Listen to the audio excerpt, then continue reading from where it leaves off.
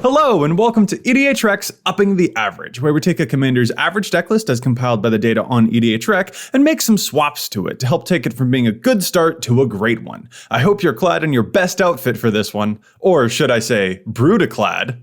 Brudiclad Telchor Engineer is a 6-mana 4/4 artifact creature in red and blue who's so cool with tokens that it leaves the traditional Naya token colors feeling a little jealous. Brudiclad gives all our tokens haste and creates a 2/1 blue mirror on each of our combat steps, and then allows us to choose any token we have, from mirror to treasure to clue to copy, and transform all of our tokens into its exact likeness. Brudiclad's EDHREC page bubbles over with endless potential. Not only are we seeing lots of ways to create tokens in bulk, we're also seeing lots of ways to make one very special, unique token that Brudiclad will use to create an army of clones. Let's get right into it by using EDHREC's average deck feature and importing Brudiclad's average decklist into the Architect deck building website. Remember that, as always, whatever swaps we make to the deck must either keep the total price cost neutral or lower the price of the overall list. Brudiclad is not a clod. These token makers are fierce and funky. We can see a few engines here that help pump out a lot of the same type of token, which helps set the stage for Brudiclad's grand entrance. There's also, of course, a lot of ways to make copies of creatures that are already in play, which allows Brudiclad to create tons of tokens out of a creature that's not usually supposed to be multiplied that many times. We have some of our own go-to targets for these to help create the very best token we can make, but it also really feels like no two Brudiclad games will ever be the same, because the best creature in play that we'll want to make a token out of might belong to us, or it might belong to an enemy. So with all this in mind, let's engineer this Telchor engineer by making upgrades in the following ways: collection, reflection, and perfection. Let's start with section 1, collection. Brudiclad's plan is pretty straightforward. First, create a bunch of tiny tokens of some inconsequential type, doesn't really matter what they are as long as we can get a lot of them, and then get one snazzy cool token that they can all transform into when we land Brudiclad. So for this section, I'd like to focus on that first part, to make our collection of tiny tokens as best as it can be. First, Ethereum Sculptor doesn't have enough targets in this deck. We have 22 artifact cards in this deck, I think including itself, so this is not a very reliable mana acceleration option for us. We have a lot of mana rocks here already though, so I'm not feeling too sad about its exclusion. Speaking of which, Mirrorworks also doesn't have a lot of targets for us either. The few it does have would be really fun indeed, but at 7 mana before this card starts producing payoffs, I feel like we have some other options that we could explore instead.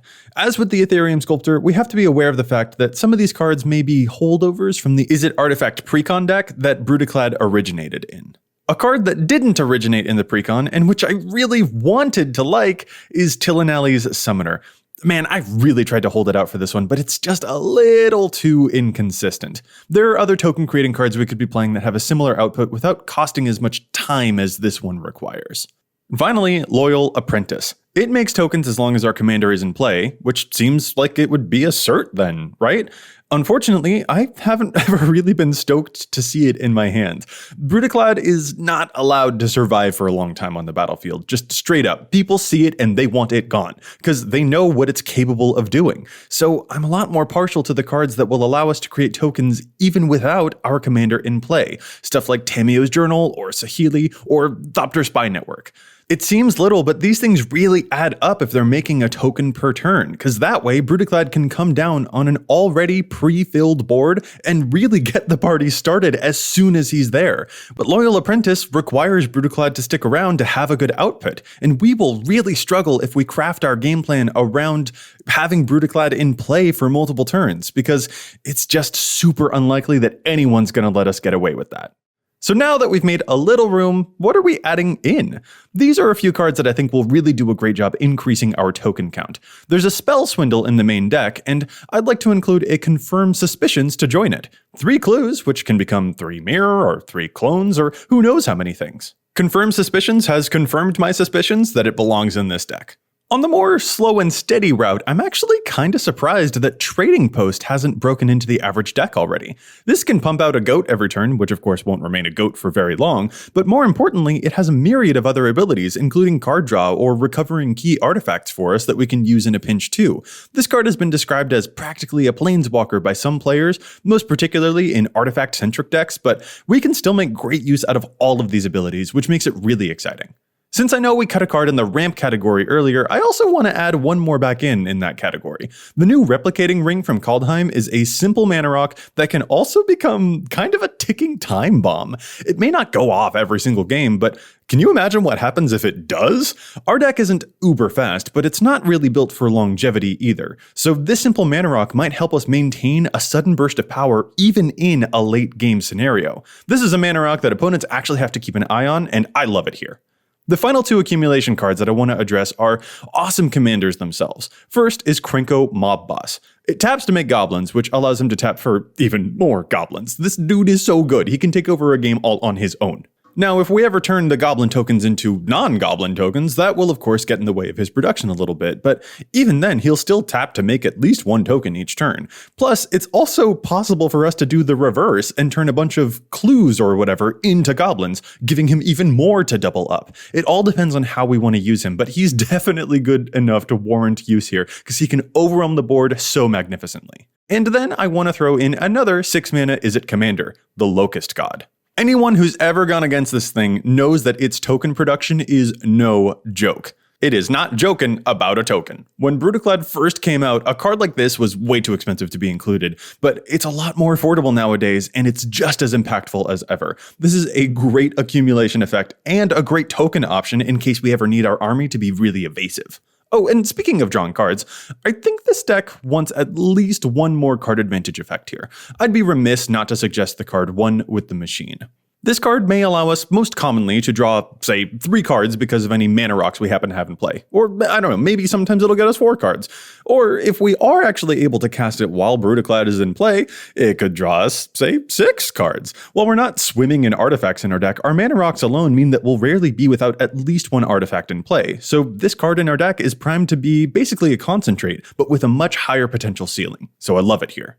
This is looking good so far, but there's more to come. Let's move on now to Section 2. Now we're moving to that second part of the equation. We have a bunch of the tiny tokens, but now let's figure out how to make them reflect the best token we have by honing our options for what those payoffs should be.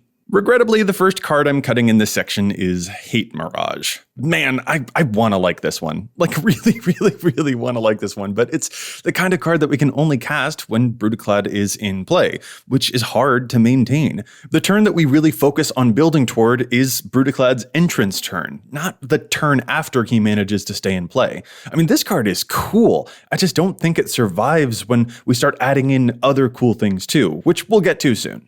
I'm really sad to cut Flame Shadow Conjuring too, but man, this has just been too inconsistent in my testing. Once again, it's the kind of thing that requires us to have Brudiclad in play already when we cast a creature card, since we don't really have the mana output to do both of those things in one turn. The temporariness hamstrings when it's able to provide our commander with a suitable card to copy. This card is capable of immense power, but it requires a lot of setup to become powerful, and that setup has a lot of hidden costs that I don't think this deck is able to get away with.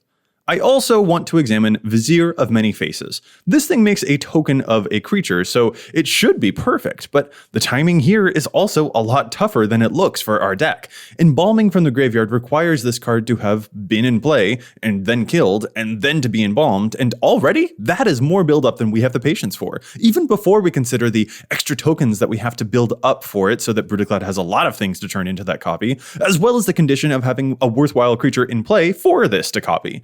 There are just enough speed bumps on this one that it sadly has to take a back seat.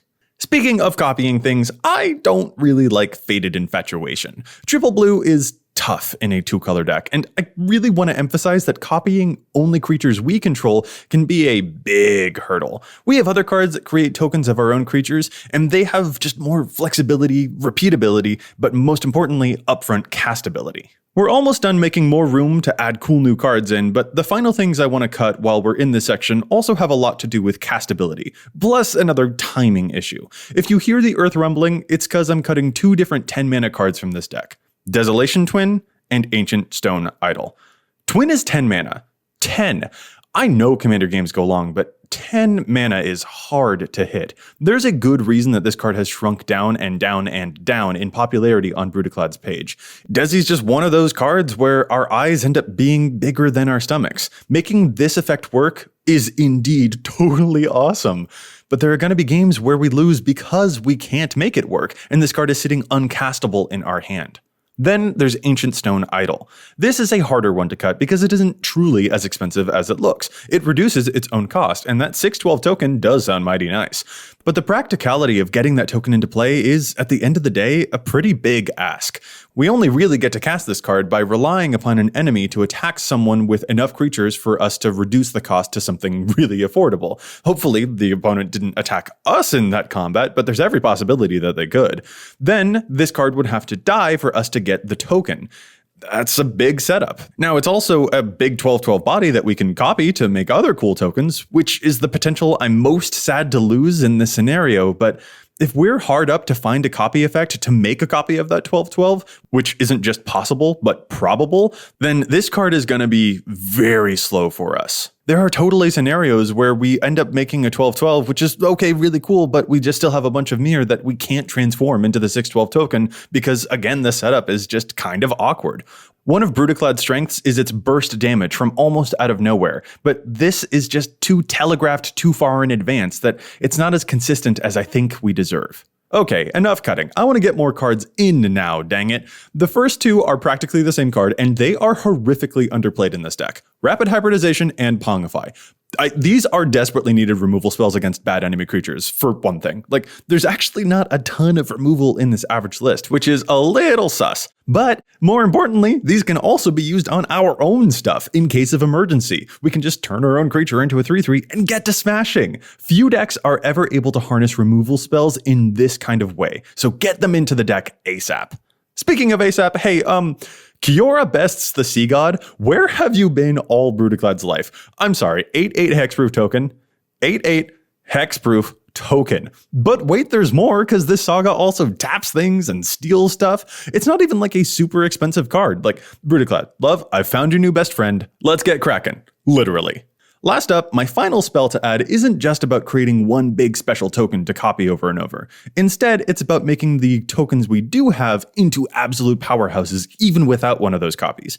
Shared Animosity, eat your heart out. When all our tokens are the same thing, they also have the same creature type. So even just a few Mirror or Thopters will become very, very deadly indeed. This card is sickening. So I just said that was the last spell I was adding, but this was just part 2. Like, you can tell this video is not about to end, so what's left? Well, let's discuss it in our third and final section, Perfection. The devil is in the details, as they say, but the details are what separate the good from the great. The rest of the deck has carried us 98% of the way there, but man, I want to find those extra few percentage points to give us even more of an edge. Brudiclad won't let us rest until we have searched for every inch of value we can extract from every single aspect of our deck, and that includes our mana base. Why waste opportunities for possible token production from among our lands? First up, we have some mass token makers, Foundry of the Consoles and Spawning Bed. Are we out of ways to make tokens? Well, we can crack a land and get the ball rolling again. We can activate these at instant speed too, so we can crack them right before it's our turn and then drop Brudiclad the turn after for some surprise bodies that our enemies may not have remembered that we could access. I'm going to swap out 2 tapped lands to make room for these, by the way. Simple things here and there that can just give us an extra edge. Another thing about this list is actually that I think it doesn't have enough lands, so I will be making a kind of tough cut to make room for at least 1 land more, which I know isn't fun, but y'all, our commander is 6 mana, we gotta be able to hit land drops. I feel like I'll get mixed reactions on this one, but I've grown less and less fond of Curse of Opulence. I know, I didn't see this coming either. It's a token producer and a mana source, so it should be perfect, right? But I just kind of found it to be inconsistent in both of those roles. This could totally be a flex slot for those whose playgroups are more politically charged, so I could absolutely be bringing my own biases into this cut because of the way my own meta plays, but I just haven't had success with it in the way that I expected I would, which was a kind of sad reality to confront. I've got 2 more cards to add, and I'll be swapping up basics for these. My next ad requires some careful consideration. I just really enjoy the card Care Keep. Spare mana here and there? Let's make a little O1. It's small, but a little here and there adds up to a lot when we can turn these into random 4/4s later on.